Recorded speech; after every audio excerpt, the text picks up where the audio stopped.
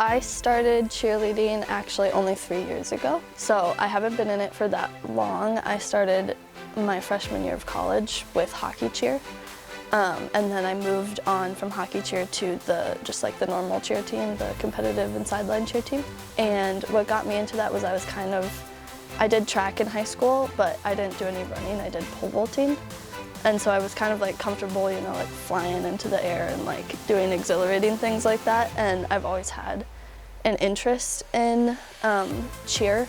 Balancing cheer and school and also work is like hard, but the way I kind of go about it is I just like take it one step at a time. Like at practice, if I'm stressed about school, if I'm stressed about work, I just kind of like leave it at the door and I focus on what's on the mat. And I just like give it my best at practice and I try to leave everything else behind. Not only is Michaela Erickson a dedicated SCSU cheerleader, she is also an aspiring film creator. So my major is film studies, and then I'm minoring in film production. I feel like I've always known the answer, but I've never been able to put it into words. Professor Philippe had kind of helped me with that, with his classes that are more analytical and writing papers and analyzing films. I just have always had like this fascination with film and how it like captures every part of like art. Like it has music, it has visuals, it has like storytelling, narrative, all of that stuff combined. And that kind of like creates an emotional appeal that like other art forms don't always encapsulate. And I found myself always wanting to like record and document things like in a journal or through like a camera or something like that. And so I just kind of always was inspired by like real life emotions. One of my goals is to make like a feature length, even if it doesn't really go anywhere.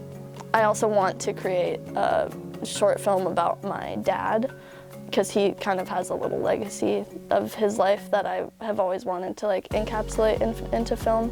With Epic Ministries, that is like the first thing that I ever got my hands on, because my dad was the director of a Christian pantomime group that tells the gospel through mime, so there's no like language barrier. I perform, like I do mime, as well as I'm the media coordinator, so I run the Instagram and I do like special video projects.